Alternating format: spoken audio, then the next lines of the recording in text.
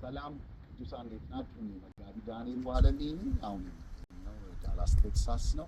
ዛሬ በፊታችሁ ይዤላችሁ የምቀርበው የተወደደ ወንድማችን ኢንጂነር ዳንኤል ታምራት እውነተኛው ኢየሱስ በሚል ርዕስ በሶስት ቋንቋ በአማርኛ በእንግሊዘኛና በአረብኛ ከዘፍጥረት እስከ ራዕይ ድረስ ለኢየሱስ ክርስቶስ የሚያወራውን የእግዚአብሔርን ቃል በማጥናት በተለያዩ ርዕሶች በመከፋፈል ሁላችንም ኢየሱስን እንድናውቀው ያወቅነውን ደግሞ ለሌሎች እንድናካፍል ሌሎች ደግሞ ያልገባቸውን በሚጠይቁን ጊዜ ሙሉን መልስ ለመስጠት የተዘጋጀን እንድንሆን ብቁ የሚያደርገን መጽሐፍ አዘጋጅቶልናል።